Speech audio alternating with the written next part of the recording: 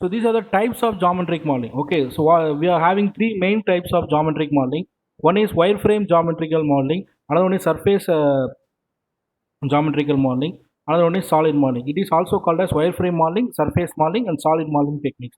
So this is your content of unit number 2. So if you are further classifying this geometric modeling approach, you are having three-dimensional geometric modeling. Also, you are having two-dimensional geometric modeling. So in the two-dimensional geometric modeling, it involves only x and y axis. Skeleton approach, which involves only x and y axis. Similarly, if you are considering three-dimensional geometric modeling, it involves x, y, and z axis. So it is wireframe, surface, and solid. Okay. So similarly, in the two-dimensional geometric modeling approach, we don't have wireframe, surface, and solid classifications because it's just a two-dimensional approach. So we are having only simple x and y direction. But by using the three-dimensional approach, x, y, and z axis only, we are able to classify the geometric model into three types: wireframe modeling, surface modeling, and solid modeling techniques. Okay. Similarly, what is meant by wireframe modeling? So a wireframe modeling is nothing but a wireframe is a representation. Okay, a wireframe is a representation, or a wireframe representation is a 3D line drawing of an object showing only the edges without any side surface in between, which means it is nothing but it is the skeleton of a object, okay, or skeleton of a model. So the image, the object, as the name applies, has the appearance of a frame constructed from thin wires representing the edges and projected lines and curves. Okay, so normally if you are having a 3D model and if you are assuming the line drawing of the 3D model by including x, y, and z axis, then it is called as wireframe modeling. Okay, so the geometrical entities mostly covered in this wireframe modeling is lines and curves. Okay, that's why we are going to discuss about points, lines, and curve entities in this wireframe modeling approach. Okay, so these are some of the examples for wireframe modeling.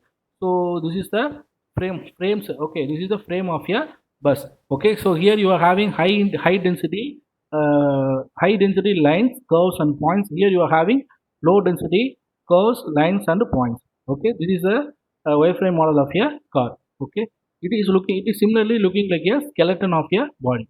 Okay, so this is the one of the application which is used by used with the help of geometric modeling approach. So this is nothing but drafting. Okay, so next one is types of representation techniques. So what are the various methods available to represent a wireframe model? So we are having two different types of methods to represent a wireframe model. One is non-parametric representation, another one is parametric representation. So what is meant by non-parametric representation and parametric representation? Non-parametric representation is nothing but it is a representation by using the conventional methods. Okay, conventional method means it doesn't have a common parameter to represent all the x, y, and z axis. Normally, it contains analytical equations and our conventional methods like coordinate saving methods to manually render the curves under the lines.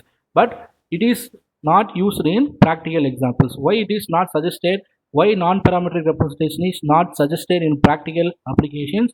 Because it will consume a lot of time as well as it will consume a lot of storage. Okay, this is a major disadvantage for the, and it is not used for the engineering applications or for the creation of engineering applications like ship hull and airplane fuselages. Okay, so this non-parametric representation is further classified into two types. It contains two general methods. One is coordinate array method, another one is analytical equation method. So coordinate array method means each and every point. Okay, for example, if you are representing a line, okay, you are having multiple points. Okay, so if you are connecting the number of points right from the starting point to the end point, you will get a curve. Okay, or if you are connecting the starting point to end point in a non-linear manner, you will get a curve. In a linear manner, you will get a slope of a line. Okay, so if you are saving or if you are storing all the coordinate points, okay, right from the starting point to the end point.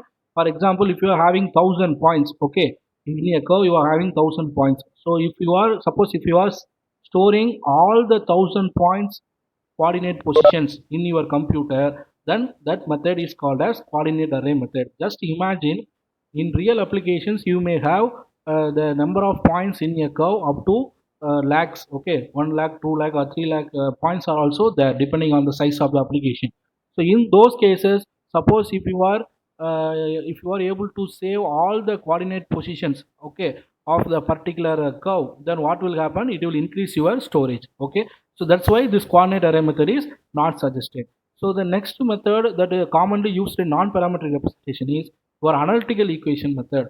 So this analytical equation method is nothing but this is our normal mathematical formulas. Okay, so the best example for this type of representation, non-parametric representation, is your line, circle, hyperbola, parabola, so ellipses. So these are all the already existing standard entities, geometrical standard entities that are already existing in nature. Okay, so we are also having some fixed analytical formulas for representing this standard geometrical entities.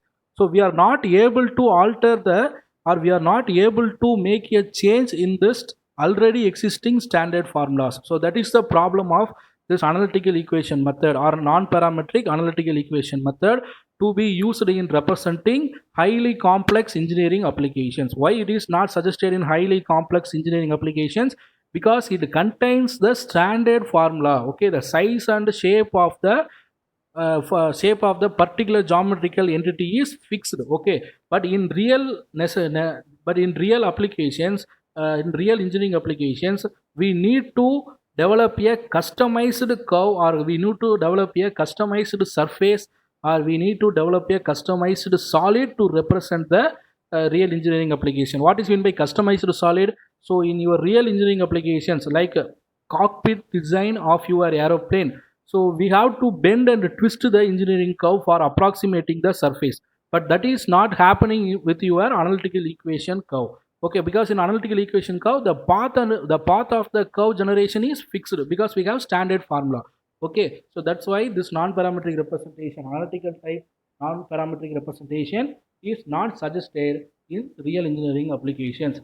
So in this analytical equation method, also we are having two types. One is explicit type, another one is implicit type. So this explicit type representation is used for representing the open surfaces. Okay, and similarly this implicit type representation is used for representing the closed surfaces. How we are able to get the closed surfaces? By using this analytical equation method, by intersecting the two surfaces. Assume two planar surfaces, and if you are intersecting the two planar surfaces, you will get a closed surface. So for getting a single closed surface, you have to intersect two planar surfaces. So for example, in real engineering applications, you may contain n number of closed surfaces. Okay, in those cases, you have to intersect, or every time you have to intersect two individual planar surfaces. That's why it is not suggested.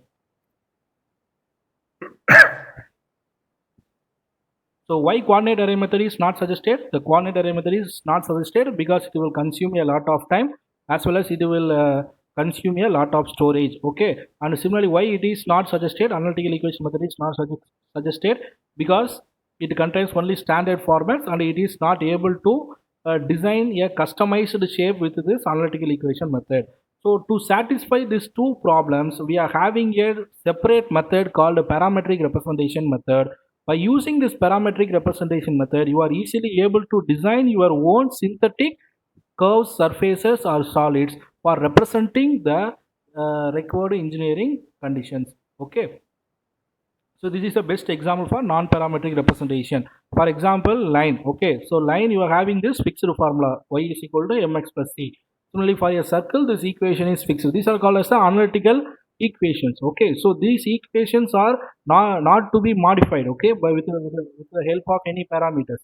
Okay, so these analytical equations are fixed in nature. I am not able to draw a circle as a twisted circle. Okay, because the equation is fixed. Whenever I am representing the circle, it is drawn as a circle because the equation will generate only a circle.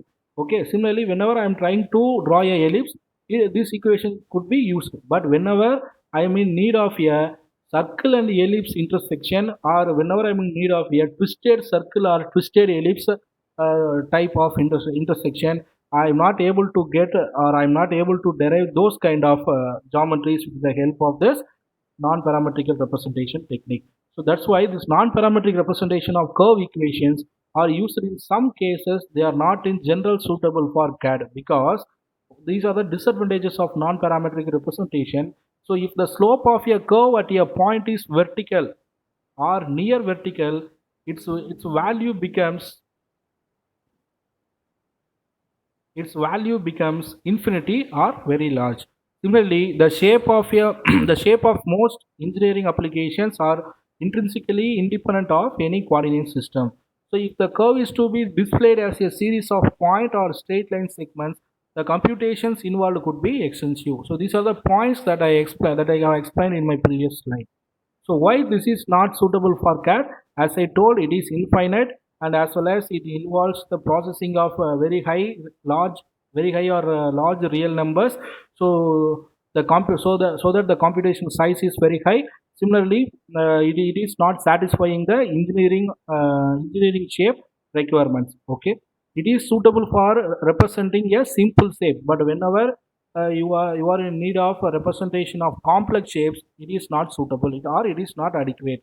Okay, that's why we are going for parametric representation. So what is meant by parametric representation? So in the parametric representation, apart from the local coordinates x, y, and z, we are going to have a special global coordinate. It is represented as a parameter. It is called as the global parameter. So for example, if it is a curve, then number of global parameter is 1 and it is called as u. Okay, similarly, if it is a surface, the number of global parameter is u comma v. Okay, number of global parameter is 2, so, and it is called as u comma v. Similarly, if you are representing a solid and then the number of variables available in parameter global parameters is 3, it is called as u v comma w. This u is nothing but this is normally representing x, or it is normally representing y or z, but one at a time. Okay, this u may represent x, or this u may represent y, or this u may represent z, but one at a time. Okay, but it is actually having one representation at a time. At a one time it is representing x or y or z. Okay, not all at the same time. Similarly, this u comma v is nothing but this is x comma y or y comma z or z comma x.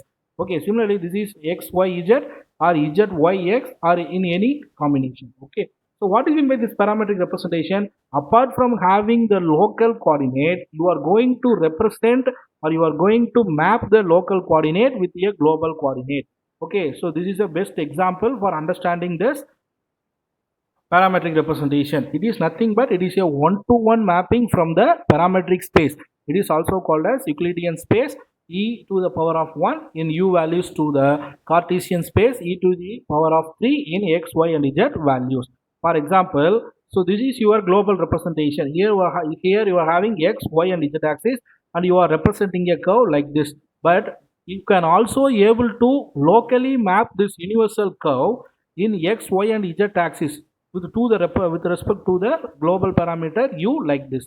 Okay, for example, if you dissect this curve with represent to the local parameter u, then the xu curve shape will be looking like this with the help of this tangent vector. So this tangent vector describes the direction of the curve. Similarly, if you are representing this global xyz curve with respect to the local parameter or global parameter u, then the shape of the curve will be looking like this, y to the y under the u, and this is your direction of the tangent vector. So similarly, z under the u, this is the direction of the tangent vector.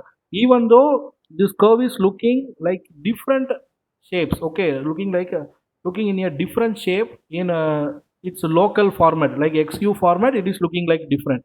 So in yu format, it is looking different. In zu format, it is looking different. But overall, whenever you are rendering this x2, yu, and zu localized curves in a global manner, or whenever you are representing these three localized curves in a global with the help of a global parameter u, then you are getting this curve. Okay, curve shape. Okay, so this is called as parametric representation. The advantage of this parametric representation over non-parametric representation is here you are able to represent multi-valued functions. What is meant by multi-valued functions?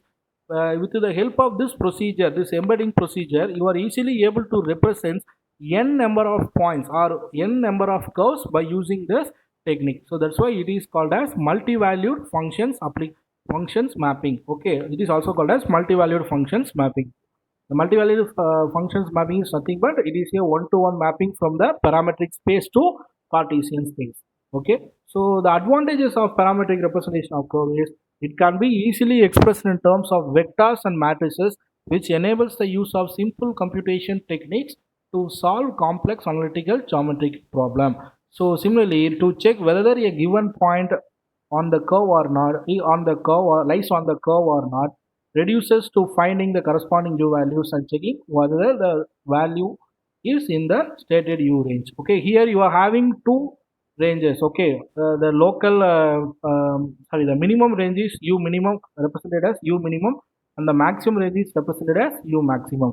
So whatever you are representing with the help of this parametric variable u, it lies in the range of u minimum to u maximum. Okay, so next we are having blending of curves. So what is meant by blending of curves?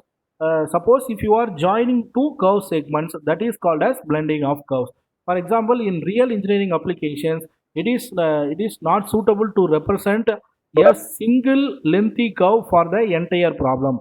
Okay, why it is not suitable to represent a single lengthy curve? For example, you are in need of 1000 meter curve. Okay, so it is not suitable to draw a 1000 meter curve in a single stretch because the starting point and the end point is fixed. The intermediate points may tend to oscillate about its own position. So it will not give a balanced shape over your application. So to avoid this problem, we are introducing a concept called blending of curves. So what is my blending of curves? Instead of designing a single stretch curve or instead of designing a single lengthy curve up to 1000 meter, we are able to dissect the 1000 meter into n number of curve segments like 1 meter curve, 1 meter curve, 1 meter curve. Like this, we are able to dissect 1000 segments within this 1000 meter. Okay, so this, and then later after dissecting the curve length, we are able to join the two curve. It is called as coupling of curve or blending of curve. By using this concept, we are easily able to approximate the required shape of the application. Okay, so the blending is nothing but it is used to construct composite curve. Blending of two curves implies the joining of two curves subjected to the satisfaction of continuity equation. So this is called as continuity, and the degrees of freedom established at the joining points of two curves. Okay, we are joining multiple curves, correct, to get the required length. So at the time of joining multiple curves to get the required length, at the point of joining, we must calculate the degree of freedom. So the number of degrees of freedom offered at the joining point is called as order of continuity. It is called as order of continuity. Based on this order of continuity only, we are able to get the smoothness of the targeted curve. Okay, so this order of continuity is classified into three types: order of continuity, first order continuity, second order continuity, third order continuity. So we will discuss those order of continuity in the upcoming slides. So as I told, this wireframe modeling is nothing but it is classified into two types: analytical entities or curves, synthetic curves.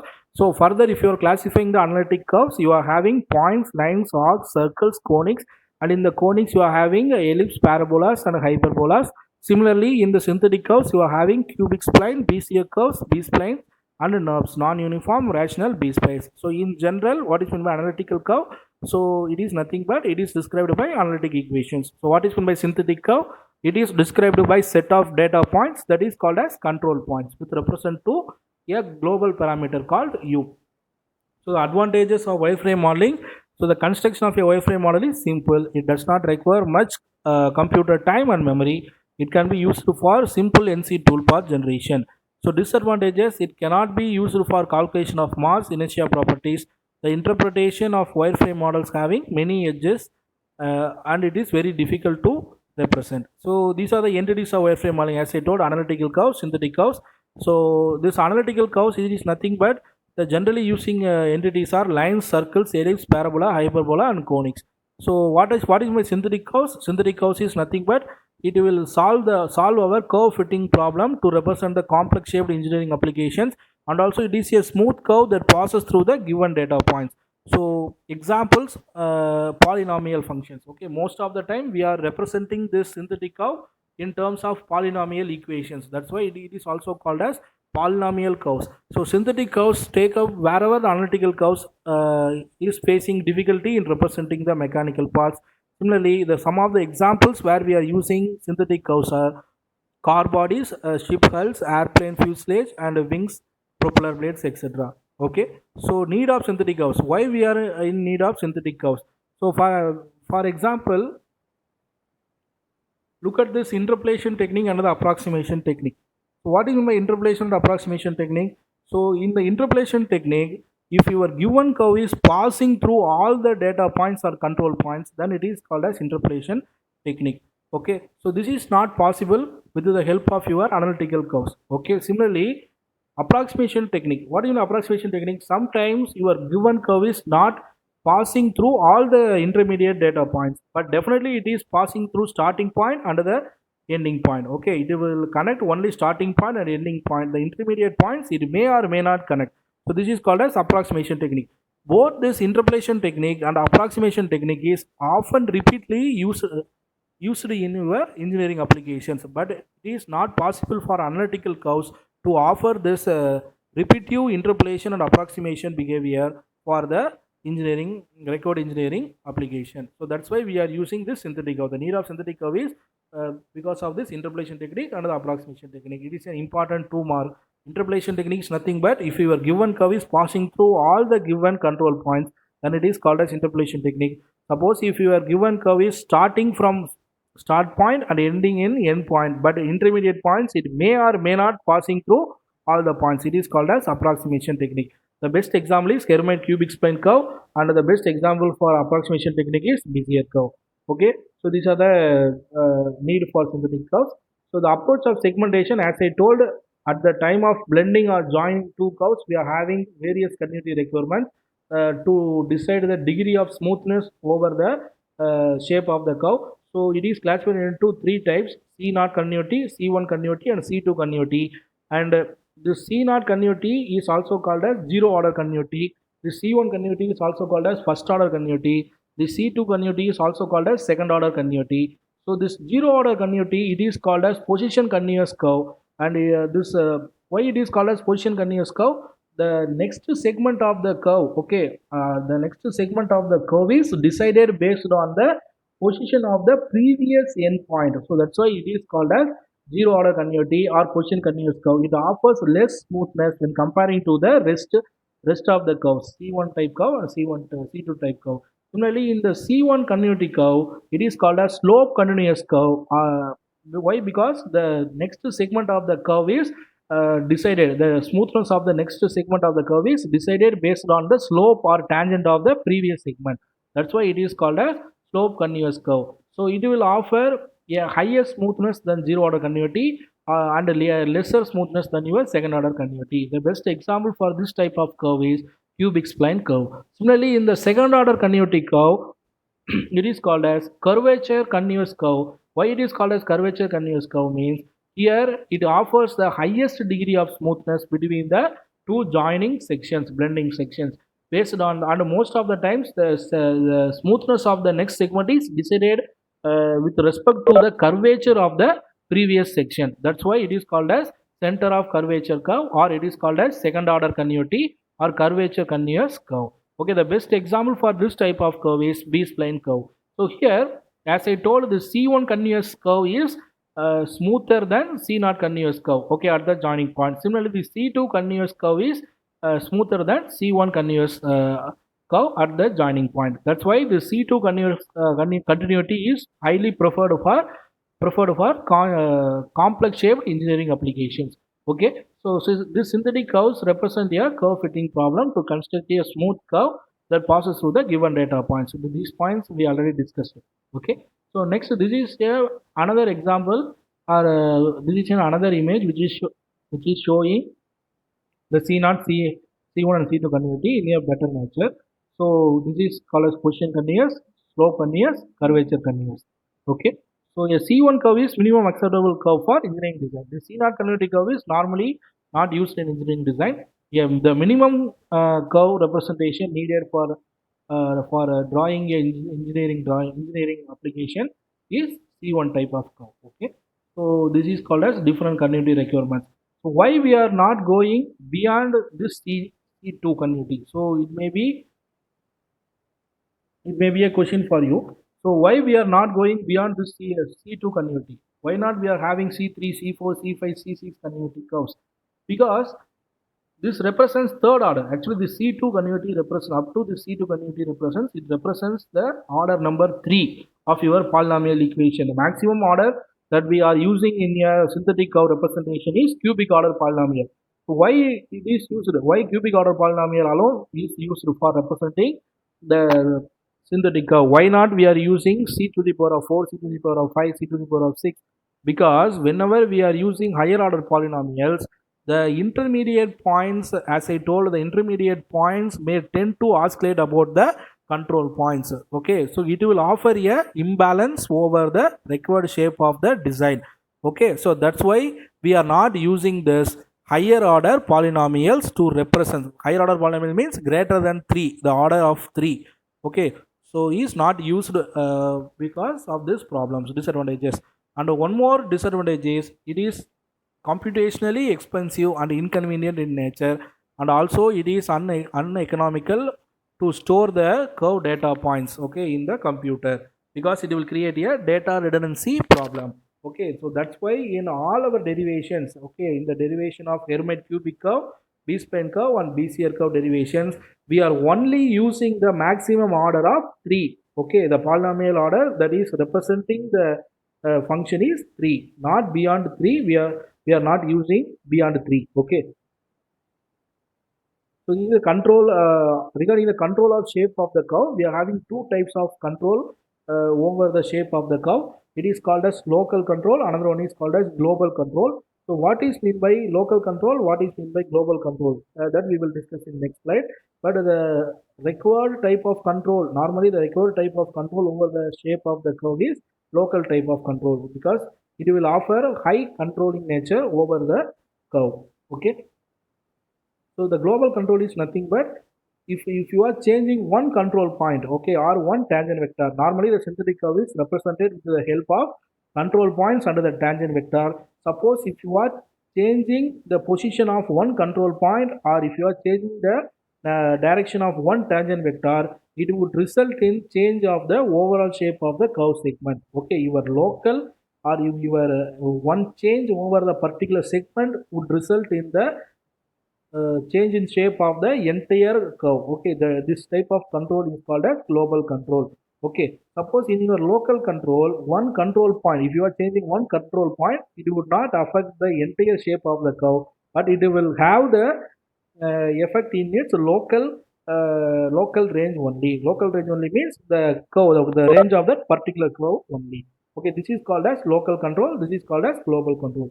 Global control means if you change one position, okay, position of one particular curve, the entire shape of the curve would be changed.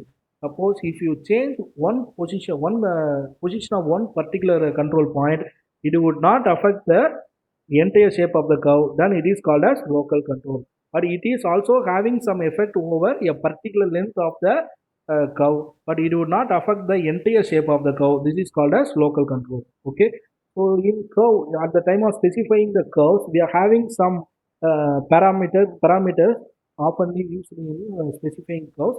So the parameters used oftenly in specifying the synthetic curves are control points, nodes, interpolating spline, and approximating spline.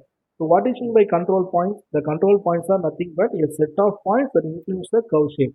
So as I told, the starting point and the end point, and intermediate we are having multiple points, and if you are joining this intermediate multiple points, you will get a line or curve. If you are joining this intermediate multiple points in a linear nature, you will get a line. Suppose if you are joining this intermediate multiple points in a non-linear nature, you will get a curve. Okay, suppose if you are extending these points over a particular length, then you will get a surface. Then if you are approximating four surfaces, then you will get a solid resemblance. Okay, so this control point is nothing but a set of points that influence the curve shape. Sometimes this control points is also called as data points. Okay, so next one is nodes. So nodes are nothing but control points that lie on the curve. Okay, so for example, in the approximation curve, it is not possible to interpolate all the data points, given data points. So in those cases, some data points may be missed, correct?